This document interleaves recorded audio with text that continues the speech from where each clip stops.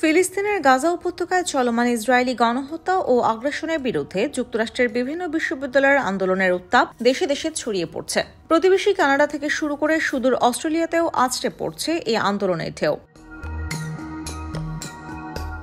ফিলিস্তিনের অবরুদ্ধ গাজায় গত প্রায় 7 মাস ধরে চলা ইসরায়েলের নির্বিচার হামলার প্রতিবাদে উত্তাল হয়ে উঠেছে যুক্তরাষ্ট্রের বিভিন্ন বিশ্ববিদ্যালয়। বিক্ষোভ দমনে গত এক সপ্তাহে আটক করা হয়েছে 2000-এরও বেশি শিক্ষার্থীকে। এখনও চলছে ধরপাকড়। এরই মধ্যে ক্যালিফোর্নিয়া বিশ্ববিদ্যালয় ক্যাম্পাসে ফিলিস্তিনপন্থীদের উপর হামলা চালায় ইসরায়েলপন্থীরা। যুক্তরাষ্ট্র জুড়ে এত অভিযান, ধরপাকড় ও দমন পীড়নেও দমছে না ইসরায়েল বিরোধী আন্দোলন, বরং নিপীড়িত ফিলিস্তিনিদের অধিকার রক্ষায় বিক্ষোভের এই ঢেউ আছড়ে পড়ছে যুক্তরাষ্ট্রের বাইরেও। বৃহস্পতিবার থেকে কানাডার টরন্টো বিশ্ববিদ্যালয়, ইউনিভার্সিটি অব ব্রিটিশ কলম্বিয়া এবং অটোয়া বিশ্ববিদ্যালয় সহ বেশ কয়েকটি বিশ্ববিদ্যালয়ে তাঁবু গেড়ে অবস্থান নিয়েছেন ফিলিস্তিনপন্থী বিক্ষোভকারীরা। তাদের দাবি, ইসরায়েলের সঙ্গে বিশ্ববিদ্যালয়গুলোর সম্পর্ক ছিন্ন করা সহ দেশটিতে যাবতীয় বিনিয়োগ ও সহায়তা বন্ধ করতে হবে। এদিকে মন্ট্রিলের ম্যাকগিল বিশ্ববিদ্যালয় কর্তৃপক্ষ বিক্ষোভ দমনে পুলিশি হস্তক্ষেপ চাইলেও কোনো প্রতিক্রিয়া দেখায়নি নিরাপত্তা বাহিনী। বিক্ষোভের আঁচ লেগেছে ইসরায়েলের আরেক ঘনিষ্ঠ মিত্র অস্ট্রেলিয়া। দেশটির শীর্ষস্থানীয় বিশ্ববিদ্যালয়গুলোতে শুরু হয়েছে ইসরায়েল বিরোধী আন্দোলন। বিক্ষোভের সঙ্গে প্রতিদিনই যুক্ত হচ্ছে বিভিন্ন শিক্ষা প্রতিষ্ঠান। সিডনি বিশ্ববিদ্যালয়ে তাঁবু স্থাপন করে অবস্থান নেন বেশ কয়েকজন শিক্ষার্থী। এ সময় যুক্তরাষ্ট্র ও বিশ্বের অন্যান্য দেশের বিশ্ববিদ্যালয়গুলোতে চলমান আন্দোলনের সঙ্গে একাত্মতা জানান তারা। বিক্ষোভকারী শিক্ষার্থীরা ইসরায়েলের সঙ্গে সম্পর্কযুক্ত সংস্থাগুলো থেকে সিডনি বিশ্ববিদ্যালয়কে বিচ্ছিন্ন হওয়ার দাবি তোলেন।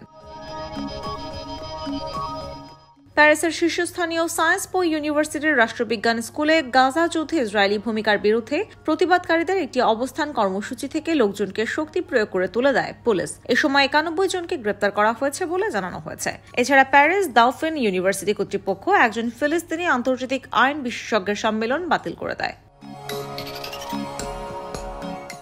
গত শুক্রবার জার্মানির পুলিশ বার্লিনের প্রাণকেন্দ্রে হাম্বোল্ট ইউনিভার্সিটি থেকে ইসরায়েল বিরোধী বিক্ষোভকারীদের সরিয়ে দেয়। এ সময় সেখান থেকে বেশ কিছু বিক্ষোভকারী সরতে না চাইলে তাদের জোর করে উঠিয়ে দেওয়া হয়। আয়ারল্যান্ডের ডাবলিন ইউনিভার্সিটির ট্রিনিটি কলেজে ফিলিস্তিনিদের প্রতি সংহতি জানিয়ে শুক্রবার থেকে অবস্থান কর্মসূচি পালন করে আসছে শিক্ষার্থীরা। মেক্সিকোর সরকারের প্রতি ইসরায়েলের সঙ্গে সব ধরনের সম্পর্ক ছিন্ন করার আহ্বান জানিয়ে দেশটির সবচেয়ে বড় বিশ্ববিদ্যালয় UNAM এ বিক্ষোভ সমাবেশ অনুষ্ঠিত হয়েছে। গত বৃহস্পতিবার থেকে সুইজারল্যান্ডের লাউসানে ইউনিভার্সিটির প্রবেশমুখে অবস্থান করছে প্রায় 100 খানিক শিক্ষার্থী।